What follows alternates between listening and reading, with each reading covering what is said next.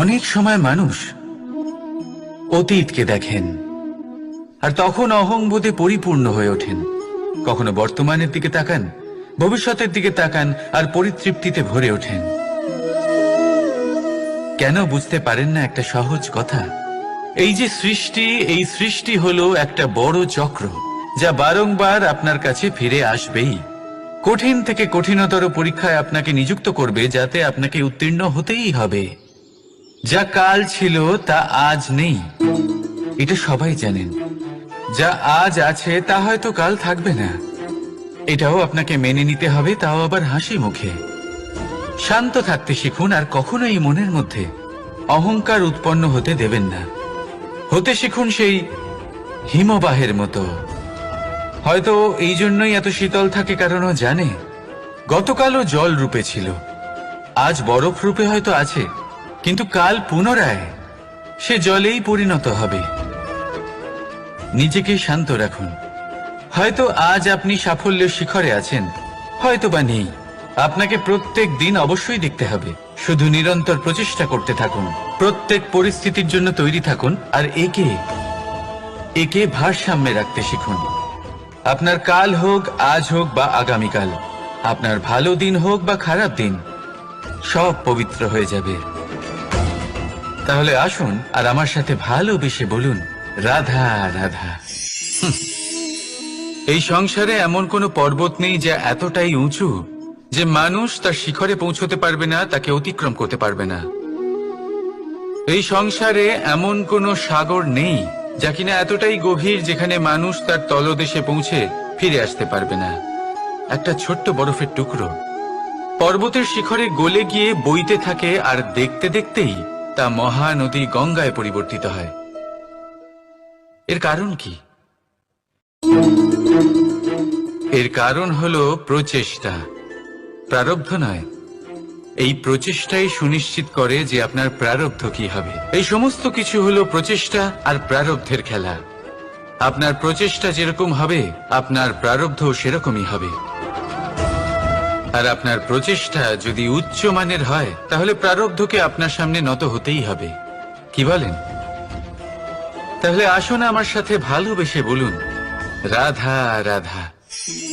অনেক সময় যখন আমরা কর্ম করি, সাফল্য লাভ করি, কঠিন পরীক্ষায় উত্তীর্ণ হই, বড় কাজ করি, আমাদের মনে হয় এই সংসার আমাদের একটু প্রশংসা করুক, ভালো লাগে। অনেকবার মনে হয় এটা হলো আমাদের কর্মের ফলই বটে, আমরা আনন্দ পাই। কিন্তু যখন আমরা এই প্রশংসা পাই না, তখন কি হয়? আমরা দুঃখী হয়ে যাই, ভেঙে পড়ি। মনে হয় যেন আমার জন্য কেউ চিন্তাই করে না। এমন মনে হয় যেন আমাদের আনন্দে অন্য কেউ আনন্দই পায় না। অনেক রকম ভাবনা আসে। কিন্তু আমি আপনাকে একটা প্রশ্ন করতে চাই, আপনি যে কাজই করেন না কেন, যে কর্মই করেন না কেন, তা কি শুধুমাত্র প্রশংসার জন্য করেন? যদি এরকম হয়ে থাকে, তাহলে সেই ভাবনা এক্ষুনি ত্যাগ করুন। কারণ এই প্রকৃতি আমাদের অন্য শিক্ষা দেয়।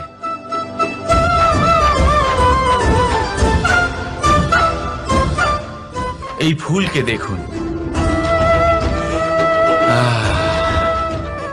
এই যে ফুলের সুবাস, যা আমার মনকে উচ্ছ্বসিত করে তোলে, মনে শক্তির সঞ্চার করে, এই সুগন্ধ। কিন্তু ভেবে দেখুন, ফুলের কিন্তু এই কাজ করার জন্য কোনো প্রশংসারই প্রয়োজন হয় না। এটাই হলো প্রকৃতির শিক্ষা। যিনি সৎ হন, সৎকর্ম করেন, তার কোনো প্রশংসার প্রয়োজন হয় না, কারণ ওনার কর্মই হলো ওনার সুবাস।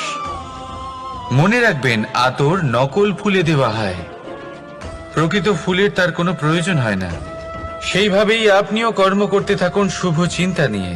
এই মনকে সব সময় শান্ত রাখুন, স্বচ্ছ রাখুন।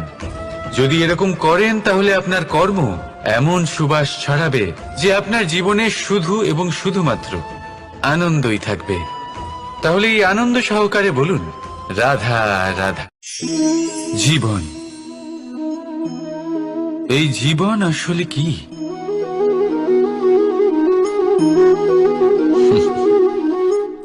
এই প্রশ্ন সবার মনেই এসে থাকে। সবার মন এই প্রশ্নের জন্যই চিন্তিত থাকে, এই জীবন আসলে কি, এর উদ্দেশ্য আসলে কি, কি করা যেতে পারে এই জীবনে? এই জীবন কি কিছু পাওয়ার,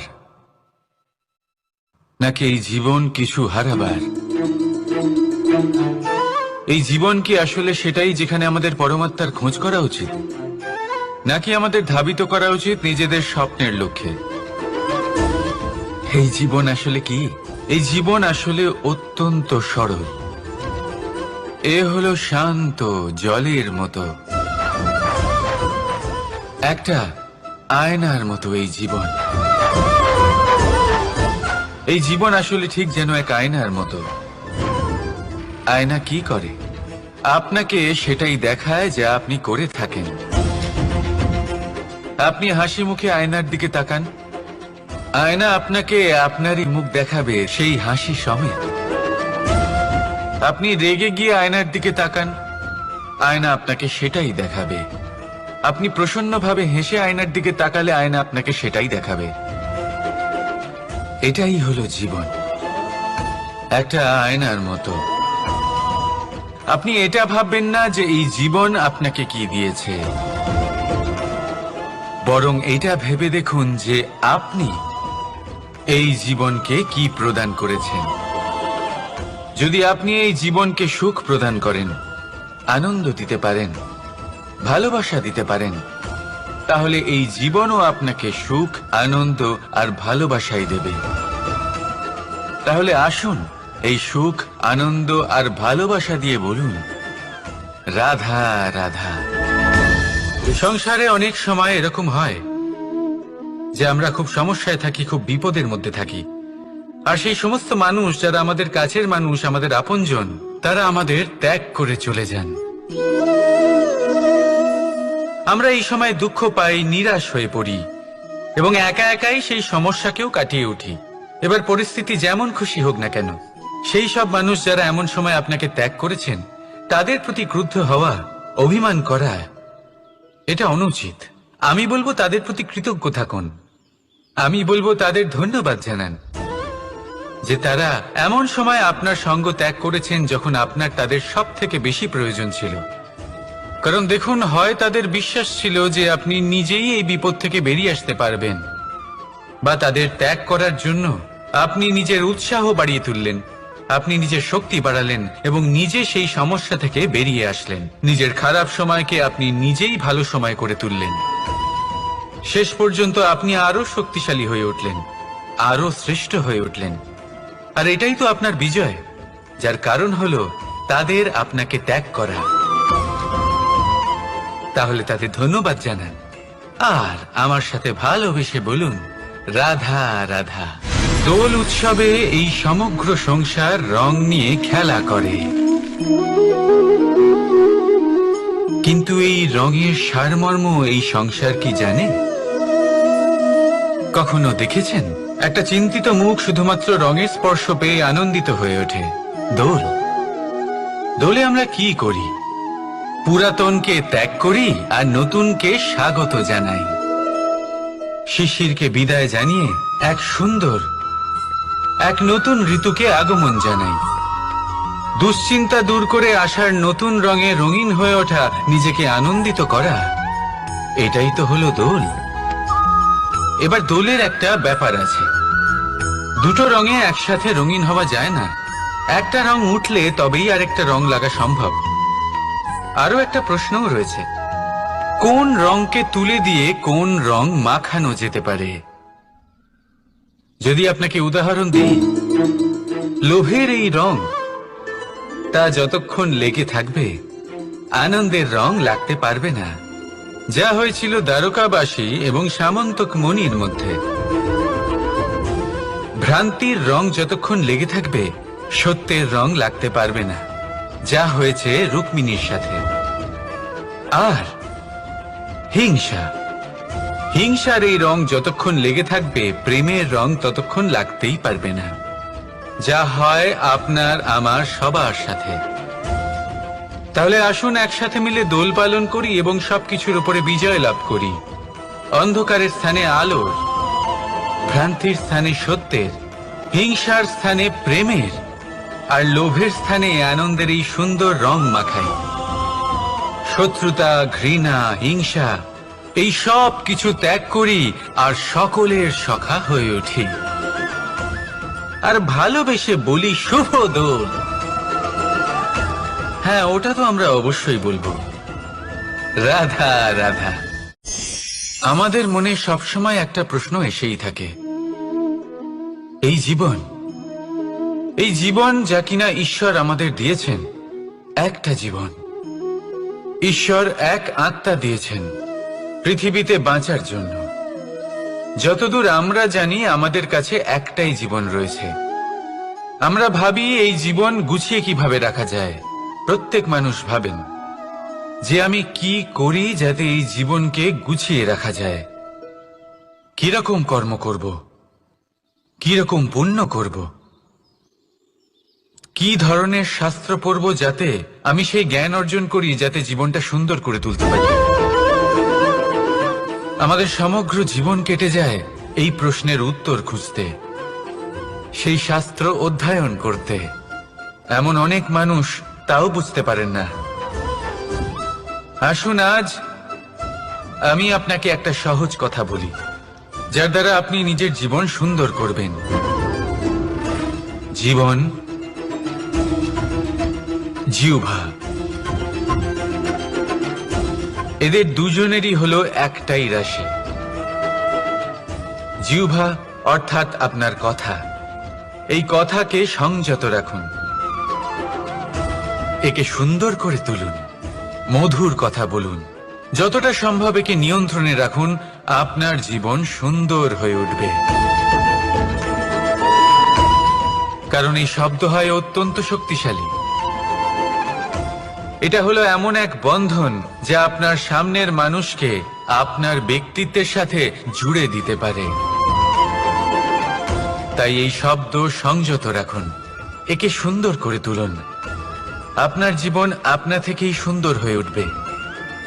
আর আসুন এই মধুর সুন্দর অনুভূতি দিয়ে বলুন, রাধা রাধা।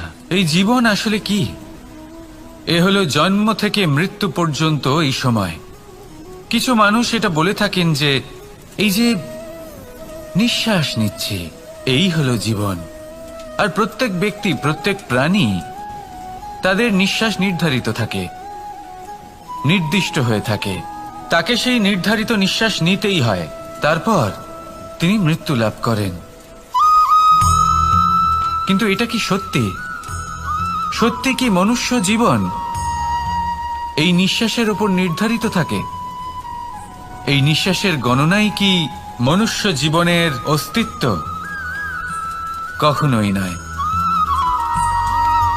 মনুষ্য জীবন শুধু কিছু নিঃশ্বাস নয় যা একদিন থেমে যাবে। মনুষ্য জীবন হলো সেই নিঃশ্বাসের মধ্যেকার সেই সময় যা দেখে অন্য কারোর নিঃশ্বাস স্তব্ধ হয়ে যেতে পারে। সেই মুহূর্ত যেখানে মানুষ আপনার মধ্যে সেই প্রেম দেখতে পারে, আপনার সাহস দেখতে পারে, আপনার শক্তি দেখতে পারে, আপনার চেষ্টা দেখতে পারে, আপনার পরিশ্রম দেখতে পারে, অন্যায় আর দুর্নীতির বিরুদ্ধে আপনার যুদ্ধ দেখতে পারে। জীবনে গুরুত্বপূর্ণ সেই মুহূর্ত, সেই সময় যেটা আপনি বেঁচে আছেন। সেই সময়ে আপনি এই সংসারের অন্য ব্যক্তিদের জীবন বাঁচার একটা দিশা দেখাতে পারেন, একটা প্রেরণা যোগাতে পারেন, শক্তি দিতে পারেন, আশা দিতে পারেন। তাই জীবনে এটাই করুন, এমন একটা জীবন যাপন করুন যা অন্যের জন্য আদর্শ হয়ে থাকে। এটাই করুন আর আমার সাথে ভালোবেসে বলুন, রাধা রাধা। আমরা সবাই নিজেকে স্বচ্ছ রাখতে চাই, শুদ্ধ রাখতে চাই, পবিত্র রাখতে চাই।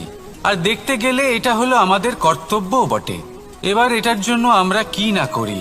যখনই আমরা সকালে উঠি তখন উঠেই আমরা দাঁত মাজি। দিনে যখনই আমরা সময় পাই কিছু সুগন্ধি খাদ্য খাবার চেষ্টা করি যাতে আমাদের মুখ থেকে দুর্গন্ধ না আসে, বরং সুগন্ধ আসে।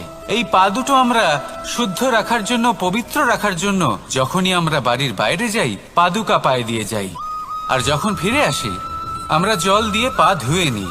মনে রাখবেন, সেই ব্যক্তির মুখ হলো সব থেকে বেশি পবিত্র যে মুখ দিয়ে ঈশ্বরের নাম নেওয়া হয়, যার বাণী হলো অত্যন্ত শুভ, যা মানুষের পথ প্রদর্শন করে, যা মানুষকে শান্তি দেয়। যদি এই হৃদয়কে আপনি পবিত্র করতে চান, তাহলে মানবতাকে বুঝতে হবে, মানুষের দুঃখগুলিকে বুঝতে হবে, তবেই এই হৃদয় পবিত্র হবে। এই পা দুটো যদি আপনি পবিত্র করতে চান, তাহলে কোনো তীর্থস্থানে যান। ওখানে হয়তো আপনি জানেনও না যে কতজন সৎপুরুষ, কতজন মহাপুরুষ এসেছেন। তাদের চরণের ধুলো সেখানে পড়েছে, যা আপনার চরণ শুদ্ধ করে তুলতে পারে। যদি এই হাতগুলি আপনি পবিত্র করতে চান, তাহলে এই হাত দিয়ে শুভ কর্ম করুন, দান করতে শিখুন। আর যদি এই আত্মা আপনি পবিত্র করতে চান, একটাই বিকল্প আছে, প্রেম, শুদ্ধ নিঃস্বার্থ প্রেম। এই প্রেম বিতরণ করতে থাকুন, আপনি শুদ্ধ থাকবেন, পবিত্র থাকবেন। আসুন আমার সাথে ভালোবেসে বলুন, রাধা রাধা। কখনো এটা ভেবে দেখেছেন কোনো বিশেষ স্থানে বা বিশেষ পরিস্থিতিতে সবথেকে বেশি গুরুত্বপূর্ণ কি হতে পারে? যদি শরীরের কথা বলি, তাহলে সবথেকে বেশি গুরুত্বপূর্ণ হলো মস্তিষ্ক আর মন। যদি ব্যবসার কথা বলি, তাহলে সবথেকে গুরুত্বপূর্ণ হলো ধন। রাজ্যের বিষয়ে কথা বললে সবথেকে গুরুত্বপূর্ণ হলো রাজা। আর সমাজের কথা যদি বলি, তাহলে সবথেকে গুরুত্বপূর্ণ হলো আমাদের গুরু। এবার এই সব গুরুত্বপূর্ণ কারণ এদের হাতেই সব থাকে। দেখুন, হয় এরা আমাদের উত্থানের পথে নিয়ে যেতে পারে, অথবা আমাদের পতনের দিকে নিয়ে যেতে পারে। এবার যদি কোনো অসামান্য রাজা হন, যিনি কিনা সত্যবাদী, যিনি একজন ভালো রাজা, তাহলে তিনি সেই দেশকে, সেই রাজ্যকে বিকাশের পথে নিয়ে যাবেন, আর নয়তো অন্ধকারের পথে নিয়ে যাবেন। যদি এবার গুরুর কথা বলা হয়, তাহলে জেনে রাখুন, গুরু যদি শ্রেষ্ঠ হন, তাহলে সংস্কৃতির সর্বশ্রেষ্ঠ স্তরে উনি এই সমাজকে নিয়ে যাবেন। যদি গুরু পাখণ্ডী হন, লোভী হন, লালসাগ্রস্ত হন, তাহলে এই সমাজেও এই পাখণ্ডতা, এই লোভ, এই লালসাই প্রকাশিত হবে। ঠিক এইভাবেই জীবনে, মানুষের জীবনে প্রেমেরও এক গুরুত্বপূর্ণ স্থান রয়েছে। যদি মানুষের মনে প্রেম থাকে, তাহলে ধরে নিন সে জীবিত রয়েছে, আর যদি না থাকে, তাহলে সে মৃতই প্রায়। যদি রাধা কৃষ্ণের বিষয়ে কথা বলি, বলবো কৃষ্ণের জীবনে যদি রাধা থাকে, তাহলেই কৃষ্ণ হলো কৃষ্ণ। আর যদি রাধা না থাকে, তাহলে কৃষ্ণ হলো যে কোনো পশুরই সমান। আসলে পশু থেকে মানুষ হওয়ার এই যে যাত্রা, এর আধার হলো প্রেম। এই প্রেমকে মনে জাগ্রত করে রাখুন, আর আমার সাথে ভালোবেসে বলুন, রাধা রাধা। প্রেম, এই প্রেম আসলে কি? বেশিরভাগ মানুষই বুঝতে পারেন না, কিন্তু এটাতে তাদের কোনো দোষ নেই, কারণ তাদের কাছে প্রয়োজনীয় জ্ঞানই নেই। এবার প্রেমের বিষয়ে আজ আমি একটা ছোট্ট কথা বলতে চাই। আপনি দেখবেন কিছু মানুষ যখন কাউকে ভালোবাসেন, তখন তাদের মনে হয় সেই ব্যক্তির ওপর ওনার অধিকার রয়েছে। এবার সেই অধিকারের বোধে ফেঁসে গিয়ে নিজেই ক্রুদ্ধ হয়ে বসেন, যে ও আমার কথা মনে করলো না, ওর স্মৃতিতে আমার কোনো স্থান নেই, ও আমার সাথে কথাই বলতে ভুলে গেছে, ইত্যাদি ইত্যাদি অনেক কারণ হতে পারে। আমি আপনাকে একটা প্রশ্ন করি, এই যে স্মৃতিগুলি, এটাই কি ভালোবাসা? কখনোই নয়।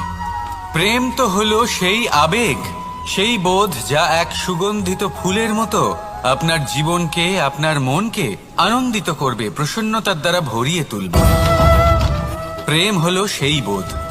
তাই যদি আপনি প্রেমকে বুঝতে চান, তাহলে প্রেমের ভাবনাকে বোঝার চেষ্টা করুন। প্রেমকে যদি যাপন করতে চান, তাহলে আবেগের দ্বারা যাপন করুন, স্মৃতির দ্বারা নয়। স্মৃতির কি আছে? আজ আছে, পরবর্তীকালে নাও থাকতে পারে। সময়ের সাথে এই স্মৃতি ফিকে হয়ে যেতে পারে, কিন্তু এই আবেগ, তা চিরকাল মনের মাঝে থেকে যায়। তাই আসুন আর আমার সাথে ভালোবেসে বলুন, রাধা রাধা। রাজ্য, শাসন, সাম্রাজ্য, সংস্থাপনা, এগুলিকে সফল কখন বলা যেতে পারে? কোনো বুদ্ধিজীবী বলেন তখন, যখন চারিদিকে শান্তি থাকে, কারোর মনে কোনো প্রশ্ন থাকবে না, শঙ্কা থাকবে না, কিন্তু আমার মনে হয় এটা অনুচিত। কোনো রাজ্যের পক্ষে বা কোনো শাসনকালে সব থেকে বড় সংকট তখন আসে যখন সব থেকে বেশি যোগ্য ব্যক্তি বা সব থেকে বেশি বিদ্বান ব্যক্তিও শুধু মুখদর্শক হয়ে বসে থাকেন। মনে প্রশ্ন আসতে থাকে কিন্তু জিজ্ঞেস করেন না, শঙ্কা উৎপন্ন হয় কিন্তু ব্যক্ত করতে পারেন না। এটা খুবই অনুচিত।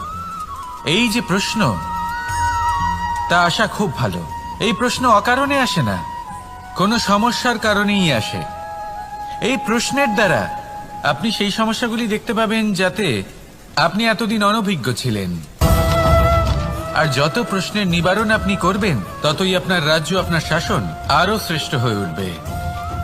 এই প্রশ্ন, এই শঙ্কা, এগুলো আপনাকে সমাধানের চূড়াতে অবশ্যই নিয়ে যাবে।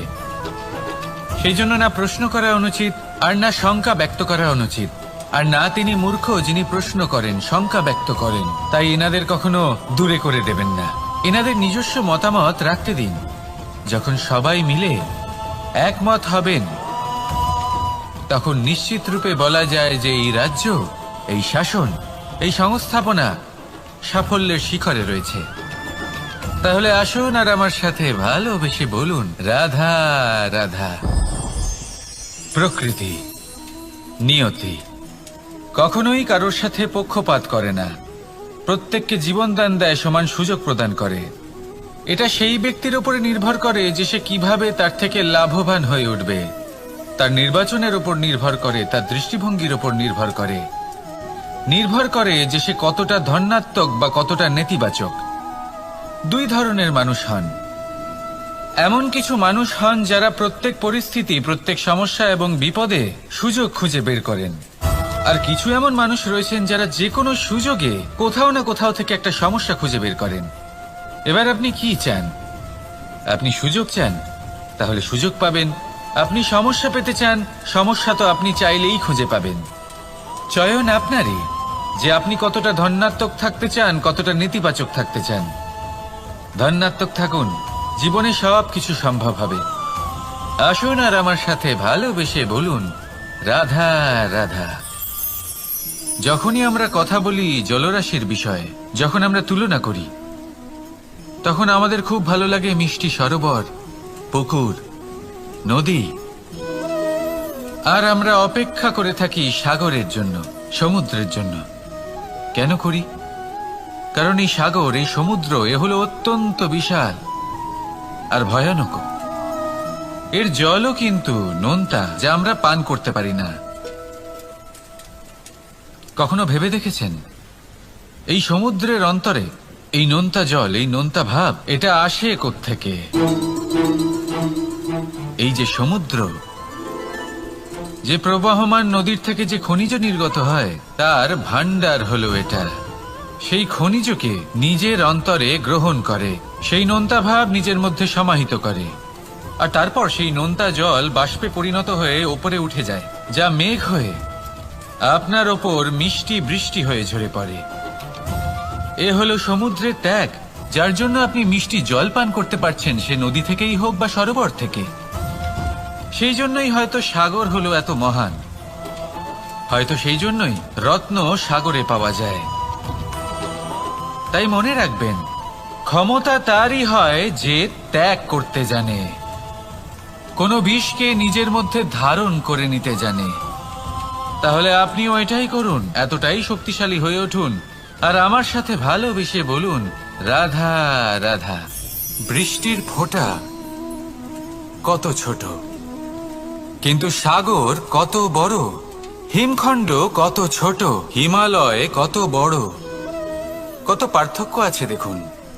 দশরথ পুত্র রাম আর শ্রীরাম। দেখুন,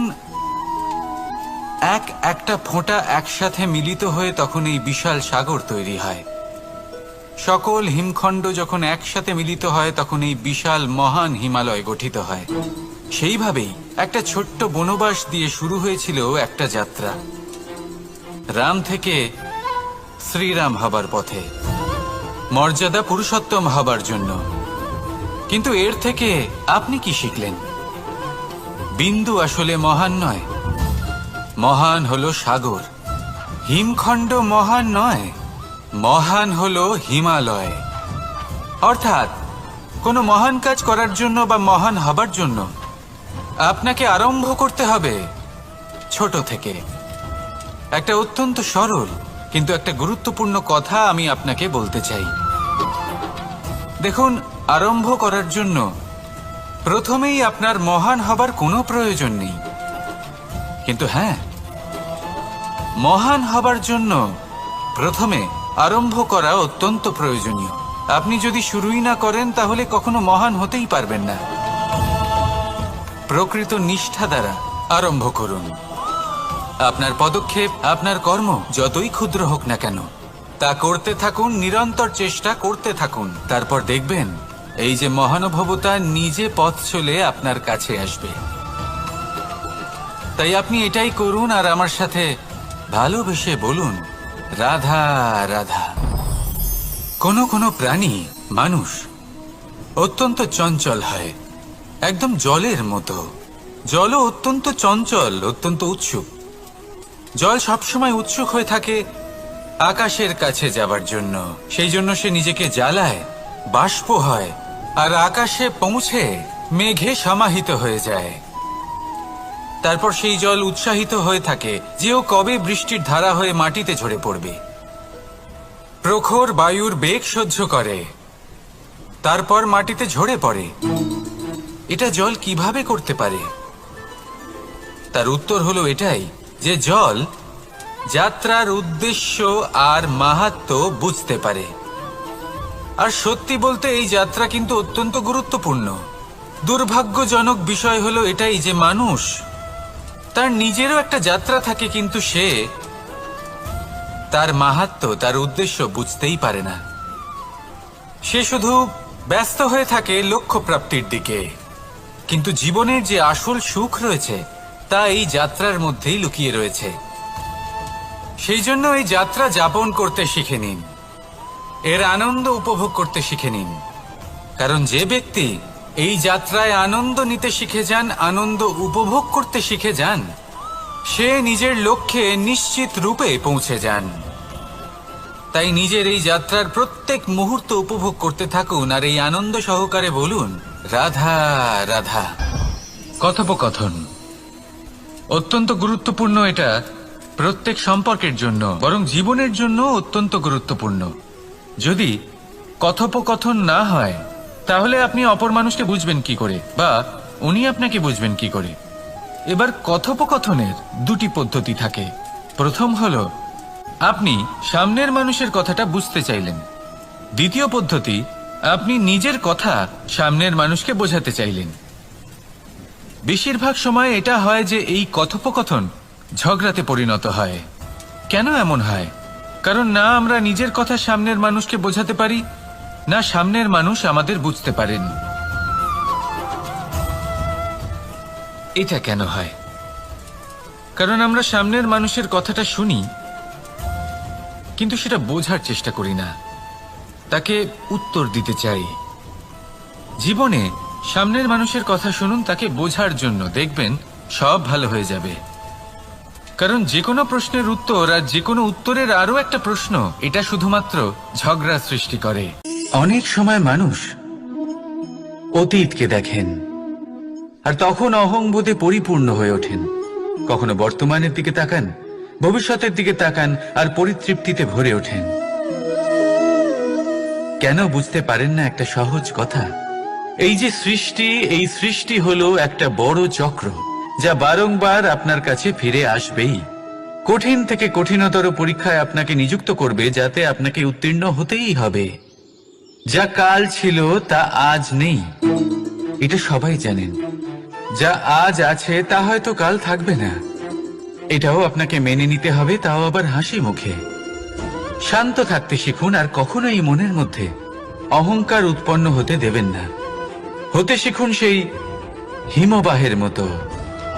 হয়তো এই জন্যই এত শীতল থাকে, কারণ ও জানে গতকালও জল রূপে ছিল, আজ বরফ রূপে হয়তো আছে, কিন্তু কাল পুনরায় সে জলেই পরিণত হবে।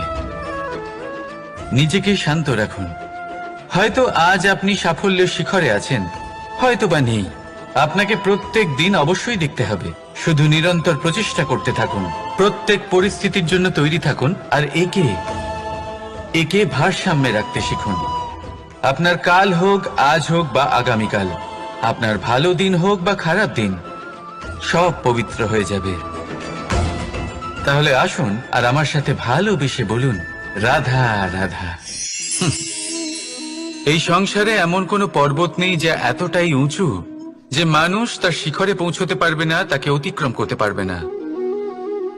এই সংসারে এমন কোনো সাগর নেই যা কিনা এতটাই গভীর যেখানে মানুষ তার তলদেশে পৌঁছে ফিরে আসতে পারবে না। একটা ছোট্ট বরফের টুকরো পর্বতের শিখরে গলে গিয়ে বইতে থাকে, আর দেখতে দেখতেই তা মহানদী গঙ্গায় পরিবর্তিত হয়। এর কারণ কি? এর কারণ হলো প্রচেষ্টা, প্রারব্ধ নয়।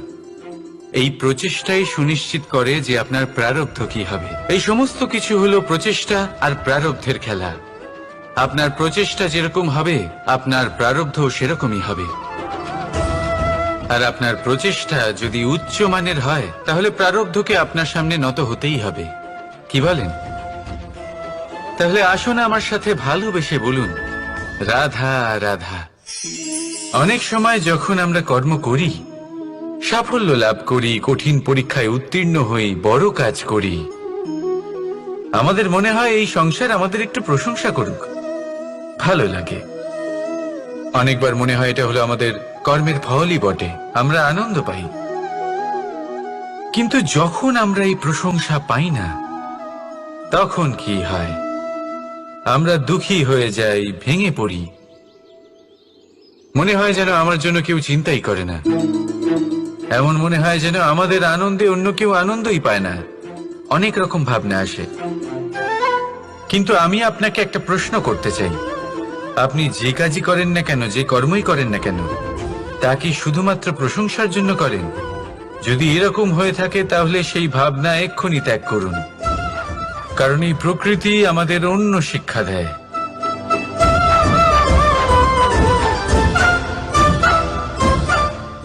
এই ফুলকে দেখুন, এই যে ফুলের সুবাস, যা আমার মনকে উচ্ছ্বসিত করে তোলে, মনে শক্তি সঞ্চার করে, এই সুগন্ধ। কিন্তু ভেবে দেখুন, ফুলের কিন্তু এই কাজ করার জন্য কোনো প্রশংসারই প্রয়োজন হয় না। এটাই হলো প্রকৃতির শিক্ষা। যিনি সৎ হন, সৎকর্ম করেন, তার কোনো প্রশংসার প্রয়োজন হয় না, কারণ ওনার কর্মই হলো ওনার সুবাস। মনে রাখবেন, আতর নকল ফুলে দেওয়া হয়, প্রকৃত ফুলের তার কোনো প্রয়োজন হয় না। সেইভাবেই আপনিও কর্ম করতে থাকুন শুভ চিন্তা নিয়ে। এই মনকে সব সময় শান্ত রাখুন, স্বচ্ছ রাখুন। যদি এরকম করেন, তাহলে আপনার কর্ম এমন সুবাস ছড়াবে যে আপনার জীবনে শুধু এবং শুধুমাত্র আনন্দই থাকবে।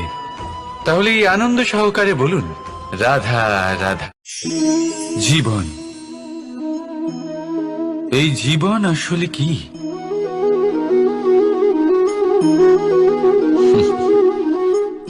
এই প্রশ্ন সবার মনেই এসে থাকে।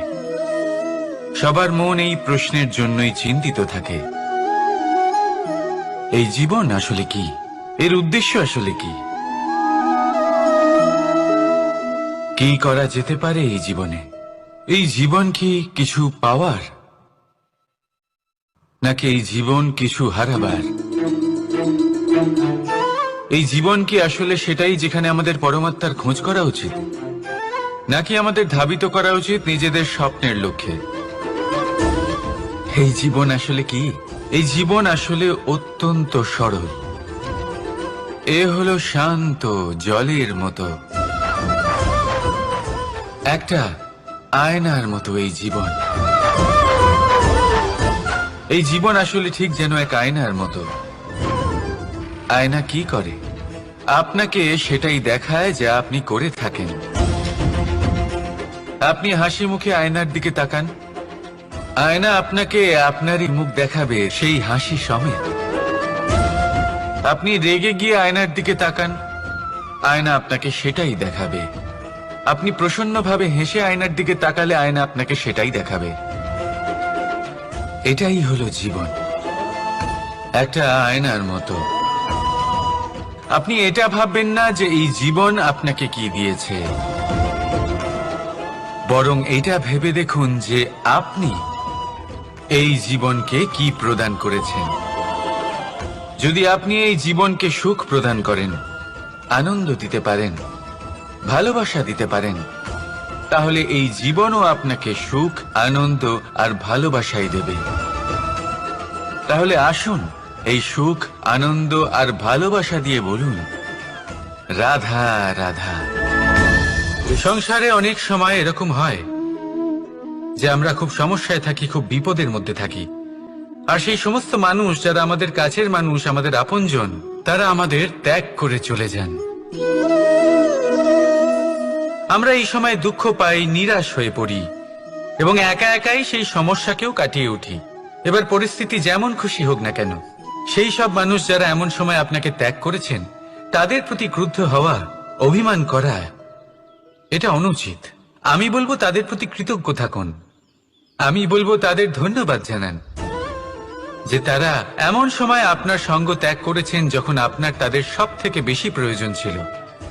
কারণ দেখুন, হয় তাদের বিশ্বাস ছিল যে আপনি নিজেই এই বিপদ থেকে বেরিয়ে আসতে পারবেন, বা তাদের ত্যাগ করার জন্য আপনি নিজের উৎসাহ বাড়িয়ে তুললেন, আপনি নিজের শক্তি বাড়ালেন এবং নিজে সেই সমস্যা থেকে বেরিয়ে আসলেন। নিজের খারাপ সময়কে আপনি নিজেই ভালো সময় করে তুললেন।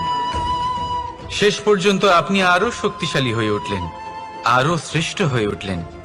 আর এটাই তো আপনার বিজয়, যার কারণ হলো তাদের আপনাকে ত্যাগ করা। তাহলে তাদের ধন্যবাদ জানান আর আমার সাথে ভালোবেসে বলুন, রাধা রাধা। দোল উৎসবে এই সমগ্র সংসার রং নিয়ে খেলা করে, কিন্তু এই রঙের সারমর্ম এই সংসার কি জানে? কখনো দেখেছেন একটা চিন্তিত মুখ শুধুমাত্র রঙের স্পর্শ পেয়ে আনন্দিত হয়ে ওঠে? দোলে আমরা কি করি? পুরাতনকে ত্যাগ করি আর নতুনকে স্বাগত জানাই। শিশিরকে বিদায় জানিয়ে এক সুন্দর, এক নতুন ঋতুকে আগমন জানাই। দুশ্চিন্তা দূর করে আসার নতুন রঙে রঙিন হয়ে ওঠা, নিজেকে আনন্দিত করা, এটাই তো হলো দোল। এবার দোলের একটা ব্যাপার আছে, দুটো রঙে একসাথে রঙিন হওয়া যায় না। একটা রং উঠলে তবেই আরেকটা রং লাগা সম্ভব। আরো একটা প্রশ্নও রয়েছে, কোন রংকে তুলে দিয়ে কোন রং মাখানো যেতে পারে? যদি আপনাকে উদাহরণ দিই, লোভের এই রং, তা যতক্ষণ লেগে থাকবে আনন্দের রং লাগতে পারবে না। যা হয়েছিল দ্বারকাবাসী এবং সামন্তক মণির মধ্যে। ভ্রান্তির রং যতক্ষণ লেগে থাকবে সত্যের রং লাগতে পারবে না, যা হয়েছে রুক্মিণীর সাথে। আর হিংসার এই রং যতক্ষণ লেগে থাকবে প্রেমের রং ততক্ষণ লাগতেই পারবে না, যা হয় আপনার আমার সবার সাথে। তাহলে আসুন একসাথে মিলে দোল পালন করি এবং সবকিছুর উপরে বিজয় লাভ করি। অন্ধকারের স্থানে আলোর, ভ্রান্তির স্থানে সত্যের, হিংসার স্থানে প্রেমের, আর লোভের স্থানে আনন্দের এই সুন্দর রং মাখাই। শত্রুতা, ঘৃণা, হিংসা এই সব কিছু ত্যাগ করি আর সকলের সখা হয়ে উঠি। আর ভালোবেসে বলি, শুভ দোল। হ্যাঁ, ওটা তো আমরা অবশ্যই বলবো, রাধা রাধা।